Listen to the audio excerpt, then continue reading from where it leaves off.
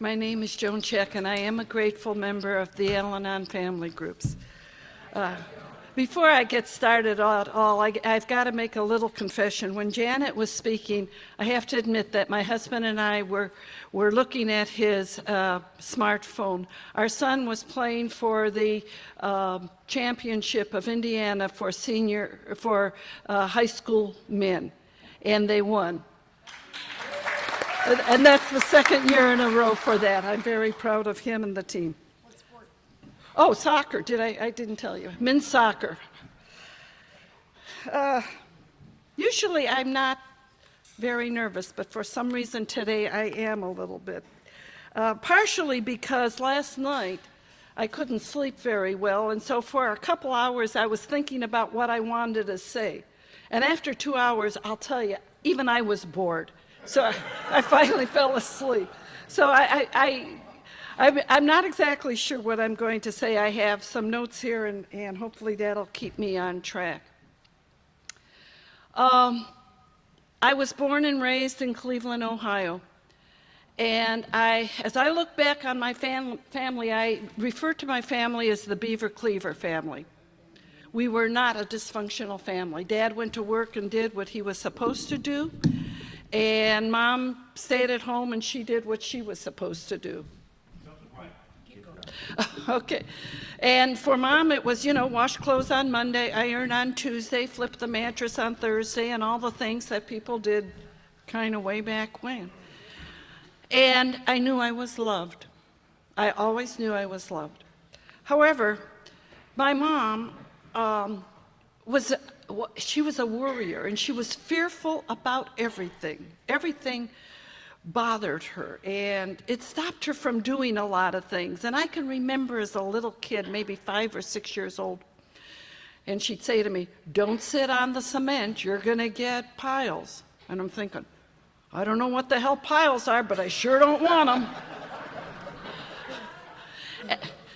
Don't go swimming until at least 1 hour after eating.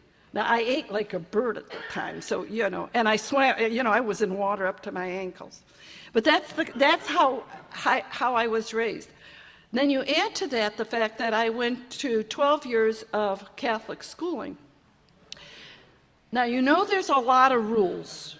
Mom had her rules, and now Sister had her rules. And I became a rule follower, and to this day, I follow the rules. So I'm going to tell you what it was like, what happened, and what it's like today. As I said, my mother was a worrier. And of all the things that I could have taken from my parents, the thing I clung to most was fear. I was always worried about something. If I was having a good time today, I was always worried that shoe was going to drop tomorrow. And I had to be 6, 7 years old, and I would go to sleep at night, and I couldn't sleep, and sometimes I'd cry myself to sleep because I was so afraid I was going to die during the night. Now, I wasn't a sickly child, or I had not experienced anything like that, but that's the fear that I lived with. And my fears were generally very, very unfounded until I met Bill. And as Paul Harvey once said, page 2, the rest of the story. This is the first time, I think, in our history of recovery that I'm following him. And actually, I'm not going to talk too much about that, except for the fact that I married an alcoholic. Did I know he was an alcoholic when I married him? No, I don't think so. I certainly didn't put that label on it. I knew he drank a little too much, and I wasn't real happy, but we were young, and we went out with couples, and we all drank, and, it's going to be all right. After we get married, everything will be okay. And many of us who live in love with an alcoholic, we think we could fix him. And that's exactly what I thought I was going to do. And it reminds me of a story that I like to tell that many people in Al-Anon can relate to. And it's about 3 people, two alcoholics and an Al-Anon, who were living during the French Revolution when people were put to death by guillotine. And the first person gets up is an alcoholic, and they put his head in the rack, and they pull the cord, and nothing happens. And the official said, because you have suffered the trauma of near death, we have a rule that you're free to go. And they raise the rack, and out he goes. The second alcoholic comes in, and he puts his head in the rack. Again, they pull the cord. Nothing happens, and they free him. The Al-Anon gets up there. She gets put in the rack. She looks up and says, I think I can fix that. And I will tell you, many, many, many years after I married Bill, that was what I tried to do. I not only thought I could, I thought it was my responsibility to do it. I thought if I was a better wife, a better mother, a better housekeeper, a better lover, a better cook, whatever, that he wouldn't have a reason to drink. I sort of felt that he drank because of something I did or didn't do correctly, because I'm a rule follower. But when you're married to an alcoholic, knowing the rules is pretty difficult because you don't even know the game. And, the rules kept changing. But I never gave up trying. And one day he came home, and I think it was like the third night in a row, he came home at 2:30, 3 o'clock. The bars closed in Cleveland at 2:30. And I was prepared because I had practiced all the while. Bill told you yesterday I wouldn't sleep until he came home. So I practiced what I was going to say. This time I'm going to find the words to get him to understand what his drinking is doing to us. And so he comes in and he sits down, and I start my conversation. Well, as he said, it was pretty one-sided. He didn't have much to say. And because I had practiced, I was very articulate, and I made some really good points about what his drinking was doing to me and to our children, to his parents, and so on and so forth. And I spoke to him probably for a half hour, 45 minutes. And at the end I said, Bill, I can't go on like this. What's the answer? What is the answer? He said, oh, Jesus, I forgot the question. Didn't stop me from trying. And so I continued to do that. And for the next 14 years, that's what my life was like. I spent more nights crying, wondering what I did, what could I do, how can I do it, how can I fix this problem. Never shared it with anybody, never looked for any kind of assistance.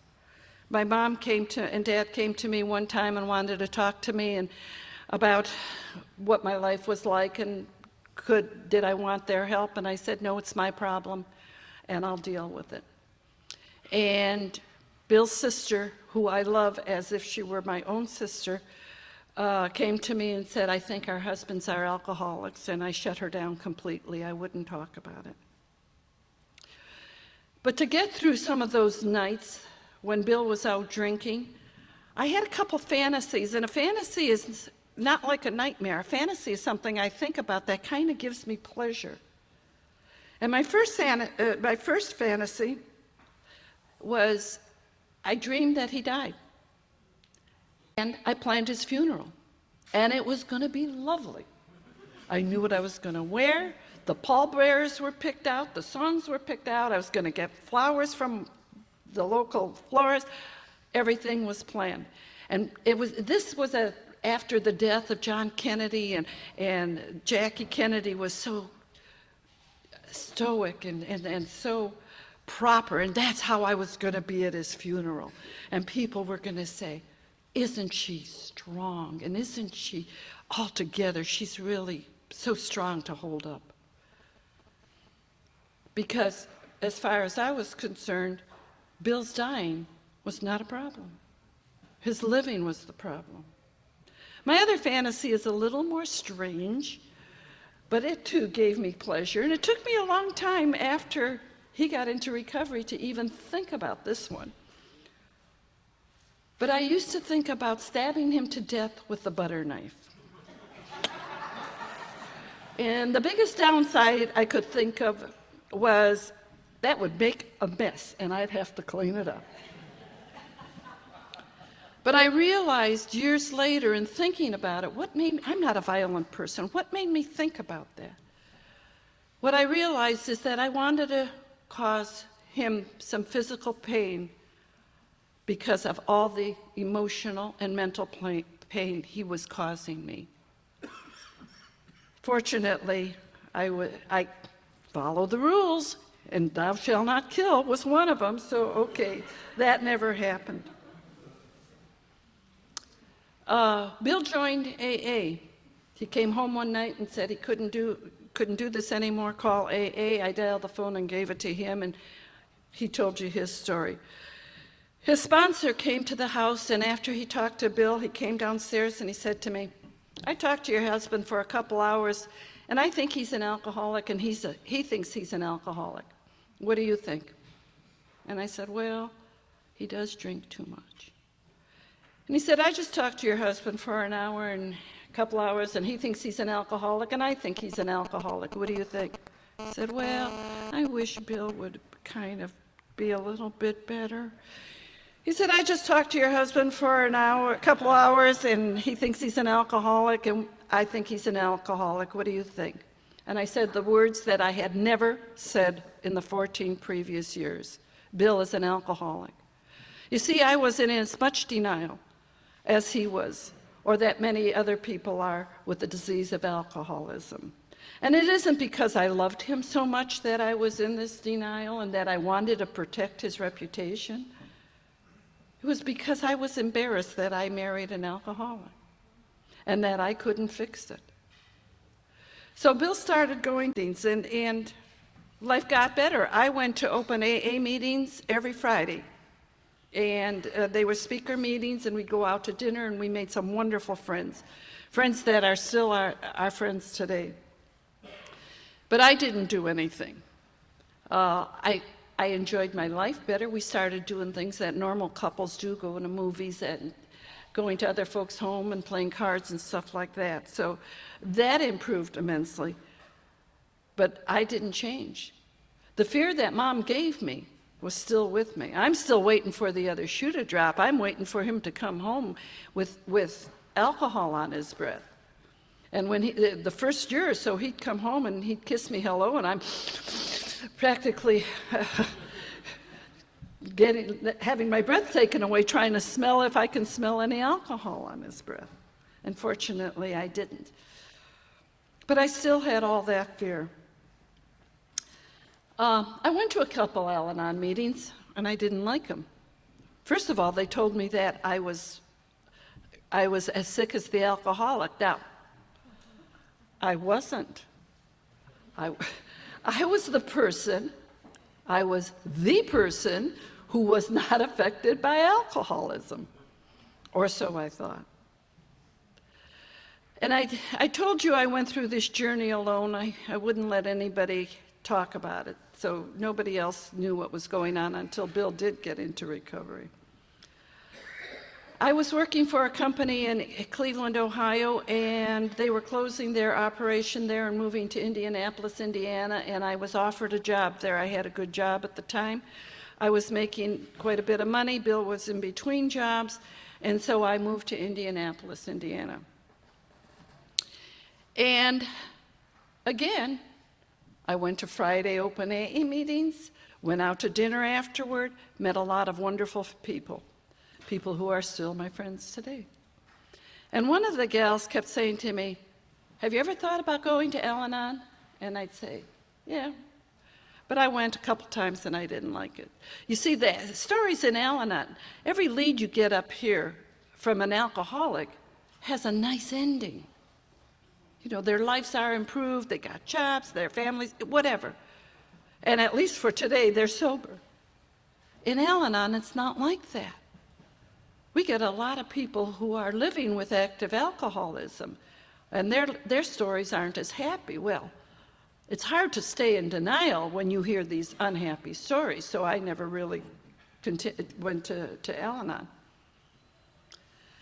After we moved to Indianapolis, I would say maybe 3 or 4 months after we moved, our friends from Cleveland came to visit us.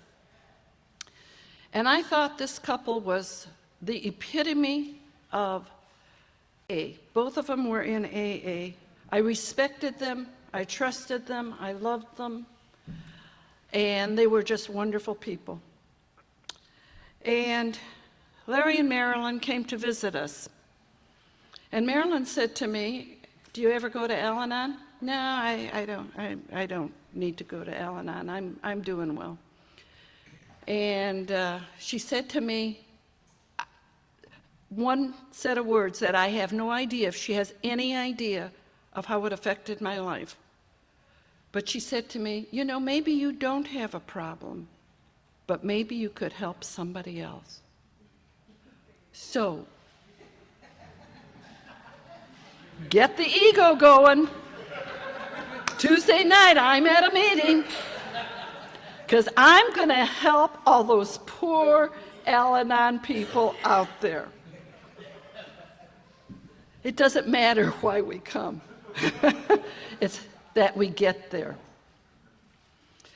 But I don't think she knew she had to appeal to my ego to make that change in my life. But she did. And Jody said that I've been going to Al-Anon for 27 years. In 27 years, I probably haven't gone more than 2 or 3 weeks without going to an Al-Anon meeting. I go to 2 meetings a week. My home group is the Dewdrop Inn in Fishers, Indiana. I've been going there for 17 years, and before that, I went to a meeting at a treatment center. I go to a book study, Al-Anon. It's a book study. We don't advertise it as a Al-Anon meeting because there's a lot of crosstalk and we don't read all the preliminary things and everything. But I will tell you that that group has really affected my life immeasurably. It's a group where we can talk about our problems, get feedback. We only use conference-approved literature. At one time before I started going to that group, they tried some other self-help literature, and they found it didn't work. The universality of AA and Al-Anon is not present in any other environment of which I'm aware. We have here a level playing field. There is nobody here that's better than me, and there's nobody worse than me. We're all equal. We don't have presidents and secretaries and treasurers. Well, we do have treasurers and secretaries, but they're all on the same level. Whether it's a district rep or somebody from World Services, it's a level playing field. And that's what makes these programs work. That group, my sponsor is in that group. I had another sponsor and she passed away. And I said to her, "Would you be my sponsor?" And she said, "Sure." She said, "But you know, having that book discussion group is pretty much like having 8 or 9 sponsors." And it's really the truth. Some of the books that we read and that we went through, I learned more about myself, about some of my fears, about some of my resentments, and how to deal with them in ways that I wouldn't have known before. I have worked the steps. I continue to work steps 1, 2, and 3. I can remember being at a meeting and we were reading the 12 steps just the way we do at every meeting. And this was when we first got to Indianapolis and when I first started going to Al-Anon meetings. And I was transferred for my job, and it turned out that my boss and I couldn't get along, and my job became just terrible. I would cry on my way to work. I'd cry on my way home from work. The relationship between him and I was awful. And as we were reading the first step, admitted we were powerless over alcohol, I inserted his name instead of alcohol, and that my life was unmanageable. And you know, that is the first time that I ever recognized that my life was unmanageable. How can you live with alcoholism for 14 years, work with a boss that is making your life miserable, and not recognize that your life is unmanageable?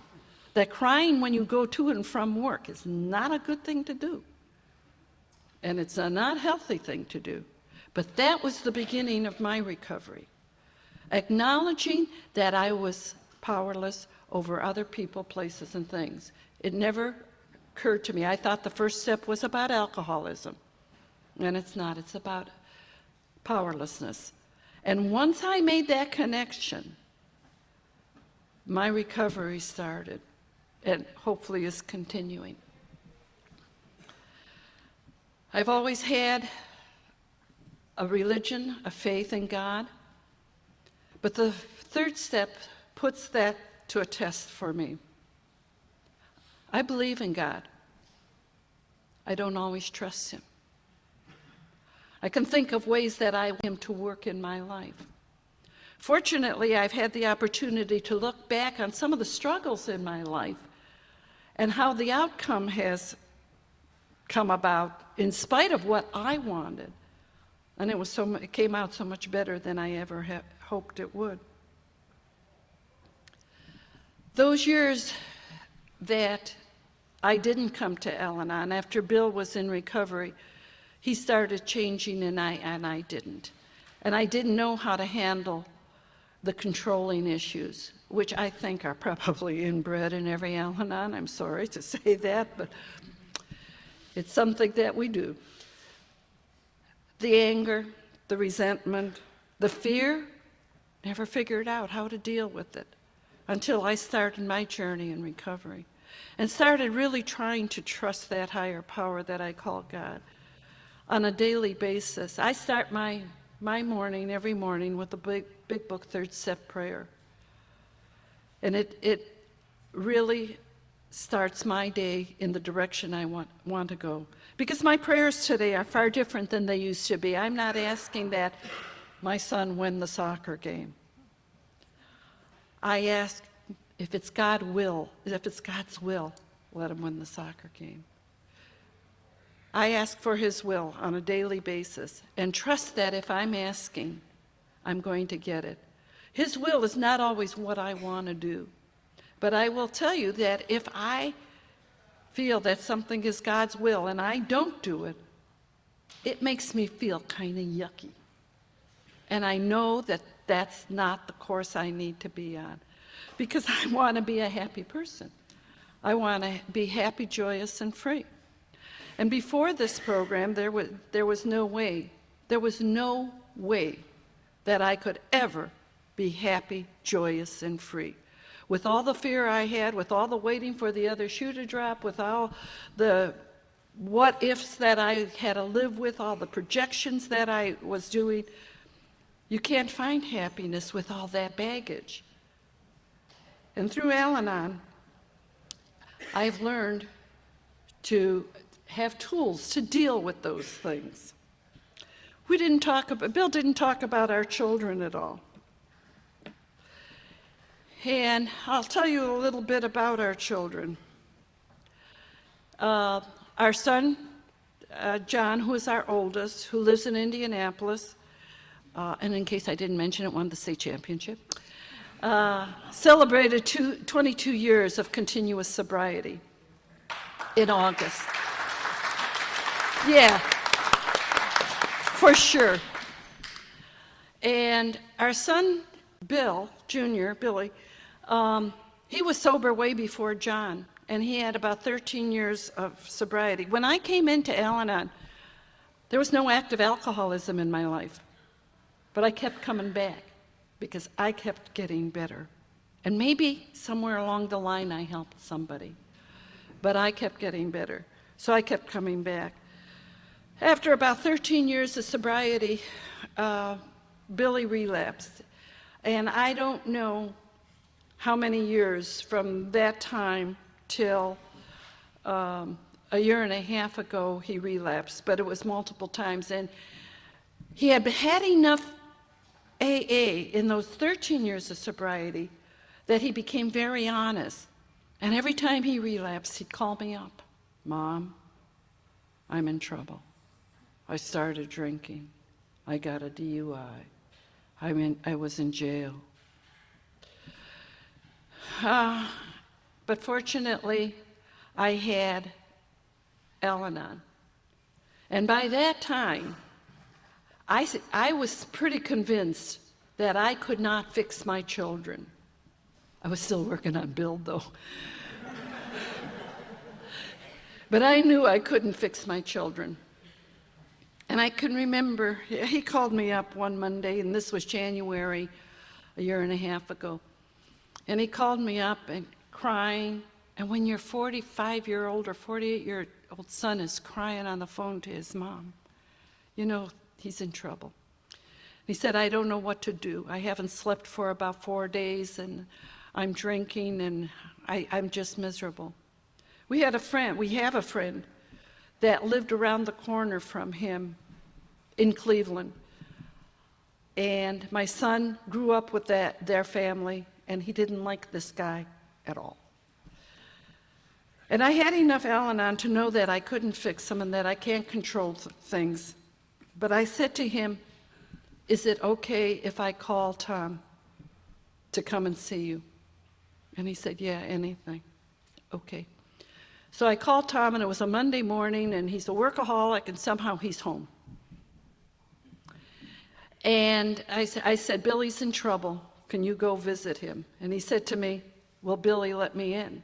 He knew Bill didn't like him. And I said, yes, he'll let you in. I talked to him.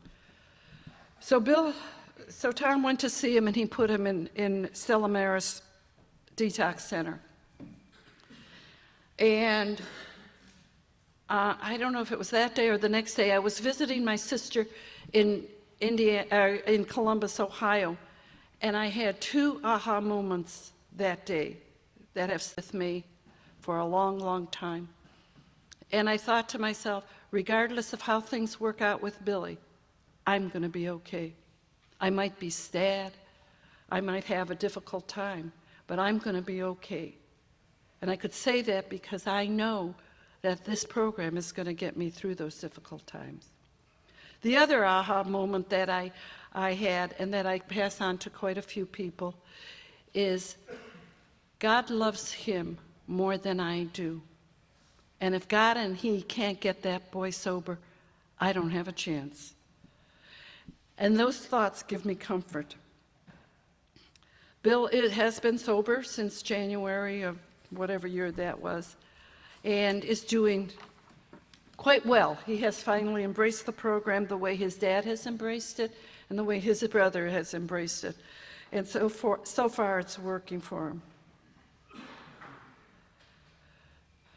I do have a few sponsees, and I work with them to the best of my ability.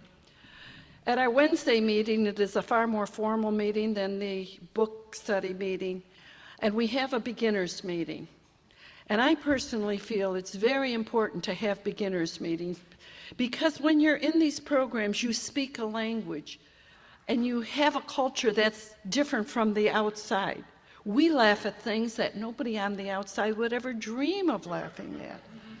And it's not because we're irreverent or because we're inconsiderate. It's because we've walked that path and we know how other people are thinking and feeling. So we have a beginners meeting. And we have a volunteer that goes after our the part where we read the opening and all that stuff, and then we go to the beginners meeting. And there's 2 things I like to leave the beginners with, and I ask, if you don't remember anything else, try to remember these 2 things. Number 1, we in Al-Anon firmly believe in the 3 C's. I didn't cause it, I can't control it, I can't cure it. We get it up here. Getting it up here takes a long time. So I try to impress that. The other thing I try to impress is that there's always hope. And when we're dealing with beginners, we're dealing with people that are vulnerable, that are beat up, that are insecure, that have fears. But there's always hope. And the hope is two-sided as far as I'm concerned. Hope that your loved one will find recovery, but also hope that through the steps of this program, through the traditions of this program, that you will learn to live happy, joyous, and free, regardless of what the ups and downs in your life. Because there's ups and downs that aren't even associated with alcoholism, that we all have to live through. Those are the two things that I try to impress on them. And I hope that some of them can walk away with maybe a little bit more of hope than of what they came in with. I've gotten so many gifts from Al-Anon. I can't begin to tell you all of them. But one of the main ones that I do have is being able to live happy, joyous, and free. Freedom from fear. Freedom to make choices. Freedom to know that I'm loved. Happy. I have a happiness that I never dreamed of. I would never have asked God for what I have been given. And I have found out that I can find joy even in times of extreme sadness. There is always joy there. In our book study, there was a passage there that I read, and it stated so well how I feel about some of the gifts that I've gotten in Al-Anon. And I have kind of taken it from As We Understood, which is a conference-approved literature book that we were reading in our book study. And it so eloquently said what I would like to express to you as I close. Each and every one of you helped me in countless ways. From a simple thing like a handshake, a hug, or a smile that genuinely said, "I'm glad to see you," to listening to me when I needed somebody to listen. You cared and you shared, oh so willingly. You showed me how to surrender, then grow slowly from a firm foundation of humility and honesty, one day at a time. You showed me that my higher power is my partner in my walk through life.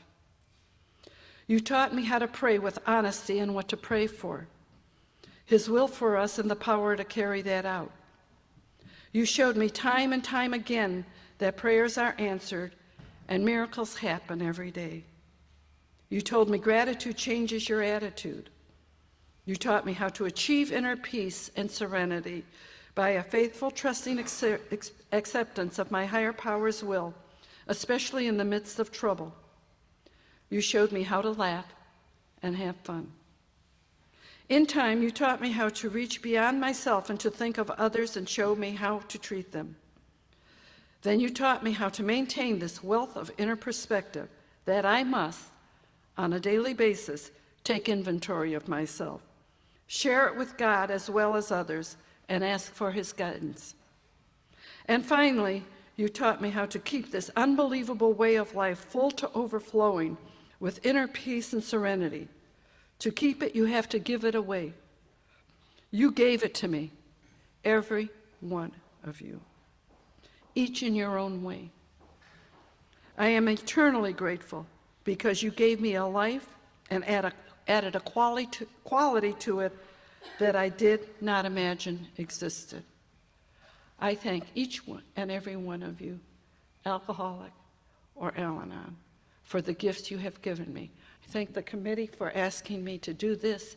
It has been an honor and a pleasure to be here. Thank you.